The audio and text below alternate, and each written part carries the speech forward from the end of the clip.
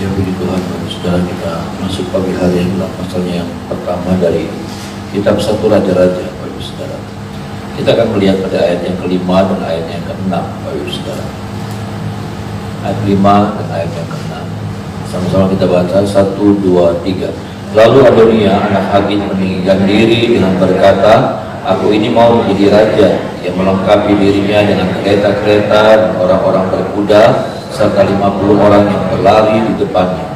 Selama hidup Adonia, ayahnya belum pernah menegur dia dengan ucapan, "Mengapa engkau berbuat begitu?" Ia pun sangat elok perawakannya, dan dia adalah anak pertama sesudah Absalom. Puji Tuhan, saudara, kita melihat dalam 1 Raja-Raja pasal pertama dimulailah kemudian perebutan kekuasaan, suksesi, karena Daud sudah tua, sudah lanjut umur, saudara. Dan kemudian kita melihat ada salah satu anak daripada Daud yang bernama Adonia, lalu kemudian berambisi untuk menggantikan posisi ayahnya.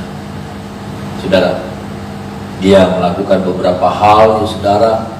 Dia menghubungi beberapa orang-orang kepercayaan ayahnya Daud, saudara, dan dia melakukan juga beberapa strategi-strategi, Bapak Ibu Saudara. Saudara, kita melihat, saudara, adakah salah dengan Adonia? Saya pikir tidak salah, saudara. Ya. Hal yang seperti itu tidak salah, saudara. Tapi di atas semuanya satu hal yang kita harus mengerti, bahwa Tuhan punya keputusan atas hidup saya dan saudara. Bisa bilang amin, saudara. Tuhan punya rancangan atas hidup saya dan saudara. Tuhan punya kedaulatan atas hidup saya dan saudara. Itulah sebabnya satu hal yang kita harus tahu, kita harus mengerti bahwa di atas semua keinginan-keinginan kita ada kehendak Tuhan yang sangat berdaulat sekali. Ya. Sehingga apapun yang kita usahakan, kalau keputusan Tuhan adalah tidak buat kita, maka saya percaya maka semuanya akan jadi nol besar. Saudara, usaha boleh, tetapi yang saya mau bilang, saya mau tekankan di sini adalah bagaimana kemudian kita menyerahkan segala sesuatunya pada Tuhan dan kehendak Tuhan. Karena saya percaya ketika pun kita tidak mencapai apa yang menjadi keinginan kita, tapi Tuhan sudah punya sesuatu yang istimewa juga yang Tuhan mau berikan buat saya dan saudara. Bisa bilang amin, saudara. Kalau kita tidak bisa mendapatkan A nih, saudara, ya, kita tidak bisa mendapatkan A, tapi saya percaya, saudara, rancangan Tuhan juga sempurna buat saya dan saudara, sehingga Dia juga sedang mempersiapkan kita untuk kita mendapatkan sesuatu yang istimewa juga. Bisa bilang amin, saudara. Seperti itu. Dan kita melihat bagaimana kemudian rencana Adonia ini gagal, karena memang Tuhan lewat ayahnya Daud sudah menetapkan seseorang yang akan menggantikan Daud, yaitu Salomo. Kalau saudara melihat, Salomo tidak melakukan apa-apa, Salomo tidak dilibatkan apa-apa. Bahkan sebetulnya Salomo seperti sedang diasingkan sama Adonia. Ketika ada pertemuan keluarga anak-anak raja, Salomo tidak dilibatkan. Tetapi kita melihat di sini, Bapak Ibu Saudara, tentang bagaimana sekali lagi tentang kedaulatan Tuhan di atas segala-galanya. Kedaulatan Tuhan itulah yang jadi jadi penentunya. Adonia sudah berusaha untuk melobi Yoab, saudara, melobi beberapa orang, saudaraku, ya. Dia sudah menghubungi Seruya, ya, sudah menghubungi Abiatar, saudara. Orang-orang pentingnya Daud. Dan dia berpikir ketika dia bisa gandeng orang-orang ini, udah, peluangnya besar. Ini Bapak Ibu Saudara. Dan ternyata dia juga sudah buat rancangan, dia sudah buat sebuah strategi, dia mempersembahkan korban yang banyak. Supaya apa? Itu mengambil simpati daripada orang-orang Israel. Tapi semuanya sudah dilakukan. Tapi kemudian kalau sudah melihat pasal yang pertama, semua gagal. Terlepas Adonia salah atau tidak, saudara, saya melihat tidak ada yang salah, ya. secara apa namanya, secara penilaian, secara rohani, ya sudah, saya melihat dari sudut pandang saya. Nggak ada yang salah dengan Adonia, tidak ada yang cacat dalam perilaku, ya sudah, dalam hidup Adonia. Tetapi ini bicara tentang keputusan Tuhan. Ini bicara tentang kedaulatan Tuhan. Ini bicara tentang Tuhan mau kasihnya ke siapa. Bisa jadi Tuhan kasih ke saudara, Tuhan bisa kasih ke saya, Tuhan bisa kasih ke orang lain, atau ini yang kita harus tahu. Tapi saya percaya, kalaupun apa yang kita inginkan tidak diberikan Tuhan kepada kita, tapi Tuhan punya sesuatu yang berbeda buat kita. Ada amin, saudara ya. Ini yang harusnya kita pahami. Sehingga apa, saudaraku, saya mau lihat Adonia hebat. Nanti kalau sudah lihat dalam dalam ayat yang terakhir, saudaraku, Adonia minta maaf sama Salomo. Adonia tidak melawan. Ini hebat, sikap ini hebat. Ini bisa kita belajar. Kenapa? Karena sudah selesai. Dia bisa terus memprovokasi, dia terus bisa bergerak, dia bisa terus bergerilya, tapi dia tidak lakukan. Karena Adonia tahu, saudaraku, ada sesuatu yang Tuhan juga mau beri buat dia. Mungkin memang bukan raja, tetapi ada sesuatu yang beda, ada sesuatu yang khusus juga yang Tuhan mau percayakan kepada Adonia. Memang kepercayaan raja itu pada akhirnya jatuh kepada Salomo, dipercayakan kepada Salomo. Tapi Adonia percaya, saudara, ada sesuatu juga yang spesial, ada sesuatu juga yang khusus, saudara, yang diberikan Tuhan kepada Adonia. Bisakah kita bisa menangkap ini? Bisakah kita juga punya sikap seperti ini? Bahwa kita percaya ketika kita tidak mendapatkan apa yang kita inginkan, saudara, kita tidak menjadi sakit hati, kita tidak menjadi memberontak. Tapi kita bisa menyadari bahwa memang itu adalah sebuah keputusan Tuhan yang mutlak, yang absolut, yang gak bisa diganggu-gugat. Tapi satu sisi yang lain, kita percaya ada berkat khusus juga yang Tuhan sediakan buat saya dan saudara. Amin, saudara. Ada berkat yang khusus yang Tuhan berikan juga buat saya dan saudara. Kadang-kadang kita berpikir begini, kalau saya gak dapat ini, habis saya. Aduh, udah habis saya. Saya hancur hidup saya. Oh, enggak, saudara.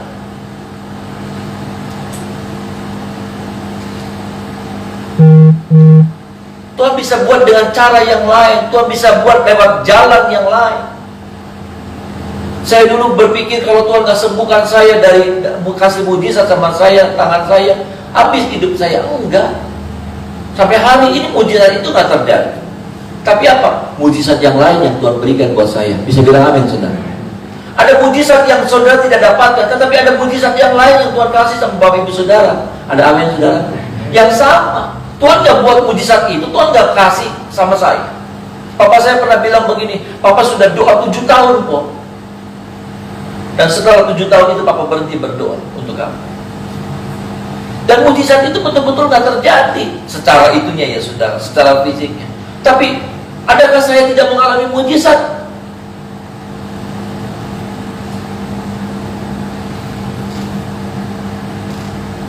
Tuhan buat mujizat dalam bentuk yang lain.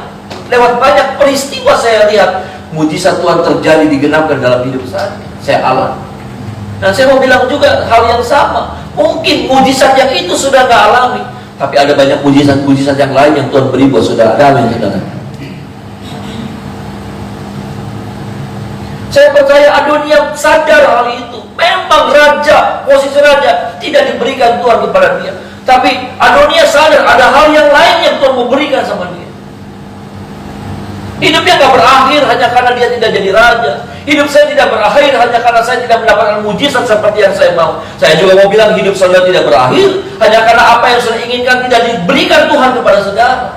Kenapa? Ada hal-hal yang lain yang Tuhan mau nyatakan lewat kejadian-kejadian yang lain, lewat terobosan-terobosan yang lain yang Tuhan masih bisa buat dalam hidup saudara.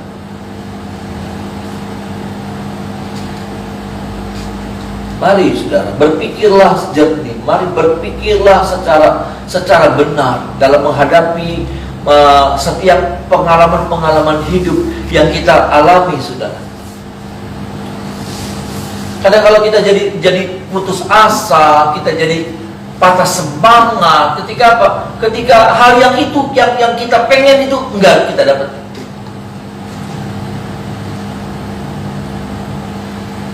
Ada hal yang lain yang besar juga yang Tuhan bisa buat dalam hidup kita. Mungkin Tuhan melihat Adonia gak cukup mampu untuk memimpin bangsa Israel. Kenapa? Karena memang gak gampang, saudara. Ada keinginan, tapi ada gak kemampuan. Kita merasa kadang-kala kita mampu, tapi betulkah kita mampu?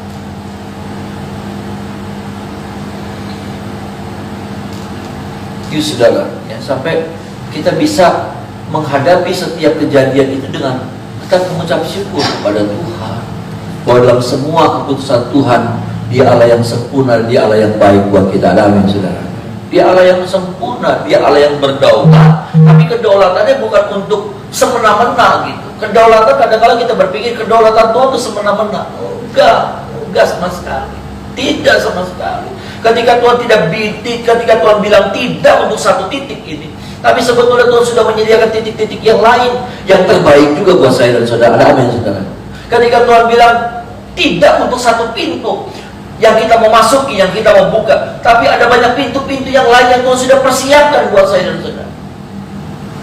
Dan di sana juga ada hal-hal yang luar biasa ketika di balik pintu yang Tuhan sediakan buat saya dan saudara.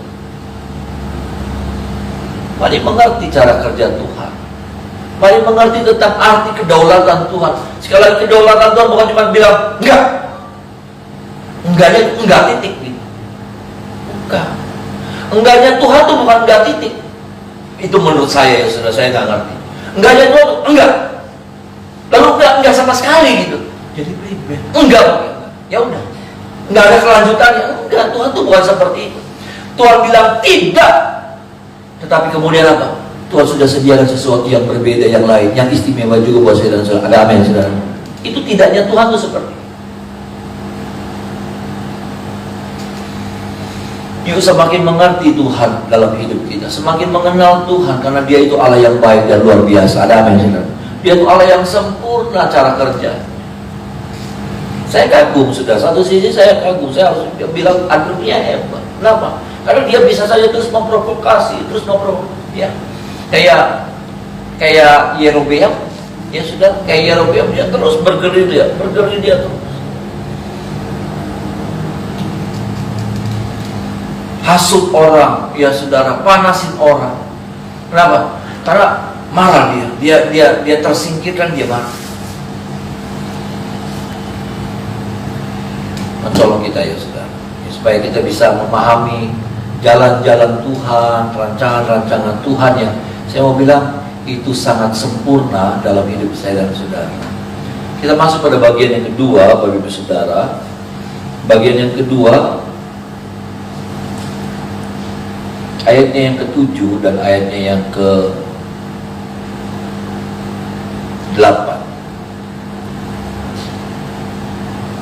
Ayat 7 dan ayat yang ke-8. Sama-sama kita baca ayat-ayat ini. 1, 2, 3. Maka berundinglah ia dengan Yoab anak Seruya, dengan Imam Abiatar, dan mereka menjadi pengikut dan pembantu Adonia. Tetapi Imam Sadok dan Benaya bin Yoyada, dan Nabi Nathan dan Simei dan Rei dan para pahlawan Daud tidak memihak kepada Adonia. Kita melihat di sini, saudaraku, ayat 7 dan ayat 8 ada terbelah itu, saudara. Ya, kelompoknya Daud, anak buah Daud itu pada akhirnya terbelah jadi dua. Ya, terbelah jadi dua. Yoab, saudara, dan anak-anak Seruya dan Imam Abiatar, ya saudaraku, akhirnya berpihak kepada Adonia. Tetapi kemudian ada Imam Sadok, Benaya bin Yoyada, Nabi Nathan, Simei, ya saudaraku, semuanya masih berpihak kepada Daud, masih condong kepada keputusan Daud.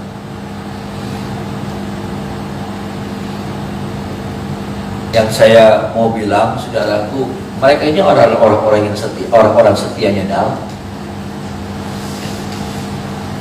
Yoab, Imam Abiatar itu, saudara, keluarganya Yoab, anak-anak Seruya itu, saudara, itu adalah orang-orang setianya Daud. Tapi inilah, saudara, yang pertama yang saya mau bilang, waktu itu mengubah banyak hal. Perjalanan waktu itu mengubah banyak hal. Ya saudara, Perjalanan waktu itu mengubah kesetiaan, mengubah banyak. Saya ingat ya saudara, kalau saya sampaikan firman Tuhan di pemberkatan nikah tentang Yesus hadir di pesta pernikahan di Kana. Saudara, Yesus hadir di hari yang ketiga. Dan di hari ketiga itulah kemudian baru muncul masalah. Artinya begini, di hari pertama pesta itu nggak ada masalah. Di hari kedua pesta itu juga nggak ada masalah. Tapi baru di hari ketiga, artinya begini, berjalannya waktu seringkali memunculkan masalah-masalah dalam hidup. Waktu banyak mengubah banyak hal. Waktu di kota Kana mengubah sesuatu yang sempurna jadi tidak sempurna. Yang tadinya indah, bagus, semuanya rapi, saudara berjalan baik. Tapi di hari ketiga mulai muncul ada masalah.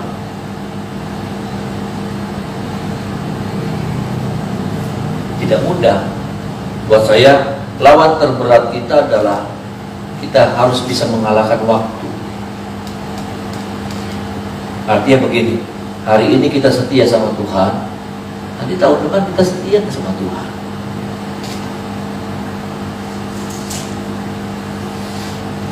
Ya. Hari ini kita sungguh-sungguh sama Tuhan, nanti 3 tahun lagi kayak apa? Kan kita kan bicara bukan cuma hari ini, bukan cuma minggu ini, tapi seperti apa rohani kita ke depan, seperti apa hidup kita ke depan. Seperti apa saya 5 tahun ke depan, itu butuh sebuah perjuangan. Untuk apa? Untuk saya tidak berubah. Bisa bilang amin, saudara. Untuk saya tidak berubah, ya saudara. Kenapa? Karena begini, untuk berubah jadi lebih baik itu sulit, tapi untuk berubah jadi lebih buruk itu mudah sekali. Nggak usah saudara ngelakuin apa-apa, sudah pasti merosot, melorot.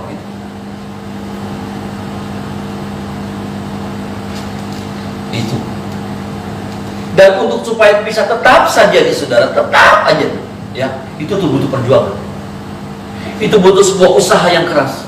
Untuk tetap nih, jangan nggak usah naik nih saudara. Saya bilang nggak usah naik, ya, seperti yang sekarang aja, ya, kira-kira ya seperti itu tuh saudara. Seperti yang sekarang aja, ya. Itu butuh perjuangan untuk tetap ada di titik ini. Kenapa? Karena untuk lebih naik lagi itu sulit sekali. Tapi untuk turun rohani kita, iman kita, sukacita kita, pengharapan kita, hati kita jadi turun, sudah itu gampang. Nggak usah ngapa-ngapain juga turun.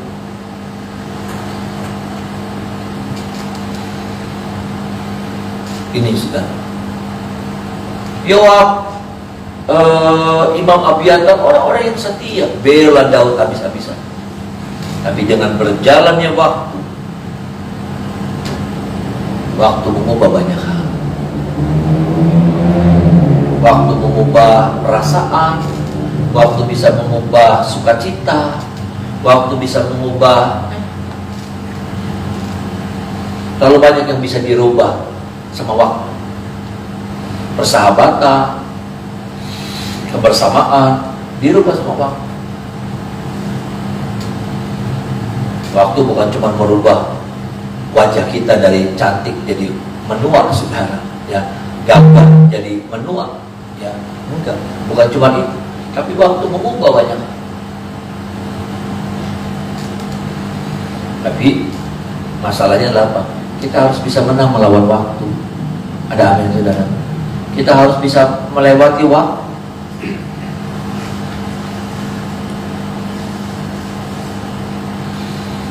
Ada banyak yang berubah, saudara. Waktu itu mengubah banyak hal. Kalau kita lihat waktu mengubah, tahun kemarin kita masih sama-sama sama keluarga. Ada orang-orang yang kita cinta yang masih hadir, yang masih kita bisa sentuh, kita bisa pegang, kita bisa telepon, kita bisa WA, ya, WA dibalas. Sekarang WA nggak dibalas. Sudah hubungin orang itu, WA sudah nggak dibalas.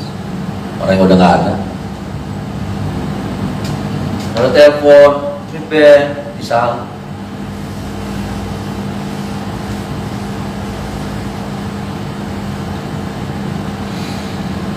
Kakak saya Esther cerita, ya, waktu dia dengar kakak saya Edu meninggal, dia dikasih tahu sama kawannya, saudara. Ya. Lalu kemudian dia berusaha telepon kakak saya dengan harapan kakak saya biasa kalau ditelepon dia jawabnya kakak saya Edu, kalau jawab kakak saya Esther dia bilang yubuy gitu, saudara. Jawabnya ya kalau dia ngangkat telepon yubuy. Kakak saya Esther bilang, saya berharap sekali. Esther berharap waktu telepon itu diangkat, suara kakak saya Edu yang bilang yubuy. Nah, ternyata enggak. Waktu mengubah banyak hal, mengubah kebersamaan. Nanti kalau sudah lihat foto, ya saudara, kalau sudah lihat foto, nanti sudah akan lihat ada orang-orang yang sudah nggak ada, ini nggak ada, ini nggak ada, ini nggak ada, ini nggak ada. Bisa jadi di foto bersama itu cuma saudara mereka yang masih tersisa. Tapi satu hal, saudara, kita harus pernah melawan waktu. Ada amin, saudara. Kita nggak bisa bilang, saya nggak bisa bilang untuk saat ini kita harus menang. Tapi saya sedang berpikir tahun depan kayak apa? 2 tahun lagi kayak apa?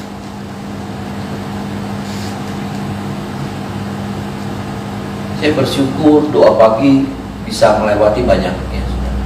Melewati tahun-tahun sampai hari ini bisa ada doa pagi bertahan gitu, saudara. Ya. Tengah-tengah pandemi, ya saudara, goncang, semua kosong, ya saudara. Ya, ada tapi sedikit. Ya, itulah perjalanan waktu. Ada naik turunnya. Bisa nggak kita melewati semuanya dan kita tetap bertahan, kita tetap setia, kita tetap mengasihi Tuhan, kita nggak jadi kendor semangat kita? Itu kan sebuah pertanyaan. Kita nggak bisa jawab sekarang. Jawab sekarangnya hanya sebagai sebuah perkataan, tetapi pembuktiannya adalah nanti. Kalau kita bicara tahun depan seperti apa, ya itulah sebuah pembuktian. Kita harus buktikan bahwa kita tetap harus kuat sampai tahun depan. Nanti tahun depan lagi ya seperti itulah, kita harus tetap kuat.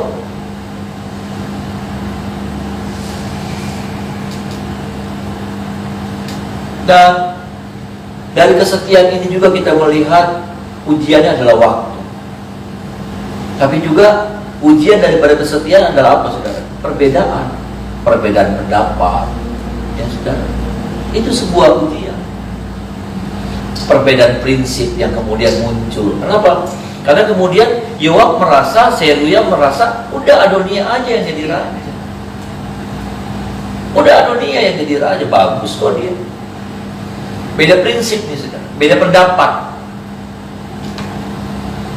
Akhirnya apa? Terpecah mereka.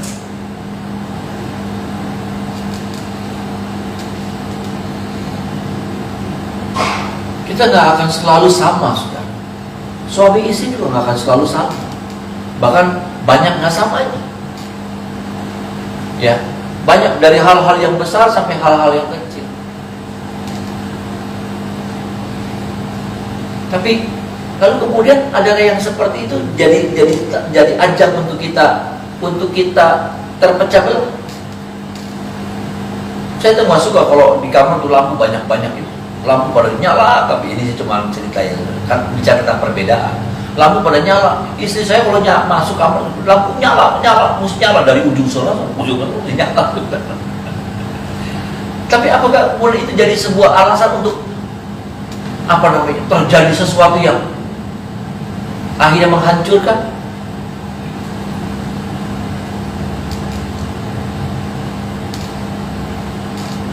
Ada banyak perbedaan-perbedaan, tapi biarlah perbedaan itu tidak merusakkan kesehatian kita, tidak merusakkan kesatuan kita, tidak merusakkan kebersamaan kita. Saya dan saudara juga punya banyak perbedaan. Saudara sama saya banyak perbedaan.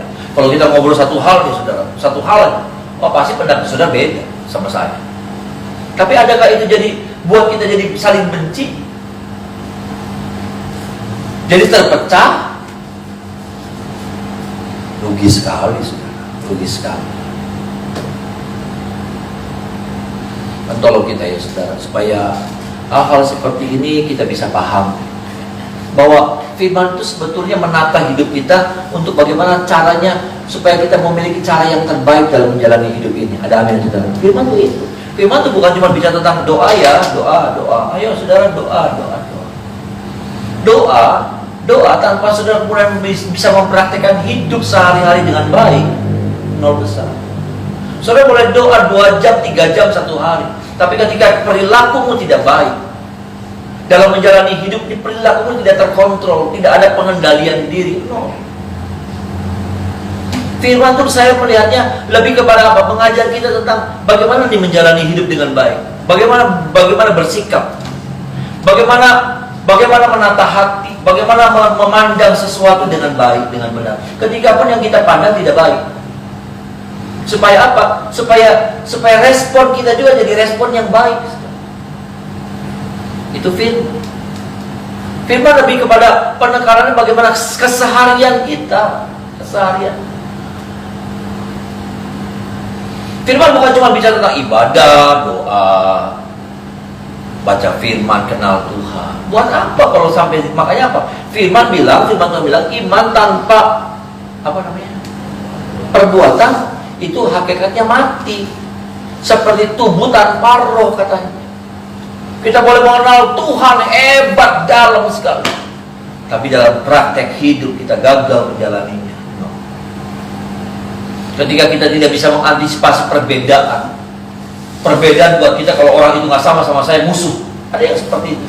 Kalau orang nggak sama saya musuh berarti. Enggak.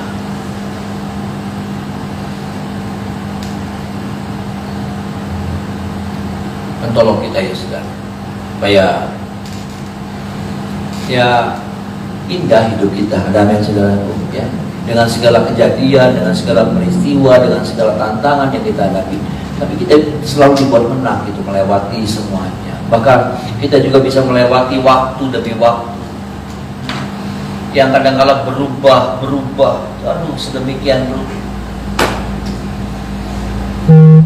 Tapi dibuatnya kita tetap kuat di dalam Tuhan, saudara.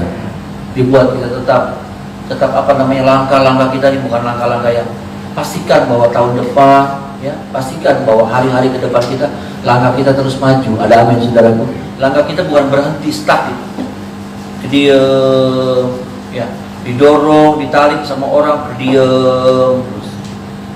Pastikan bahwa langkah kita, mungkin ada saat-saat di mana langkah kita ini langkah yang terseok-seok.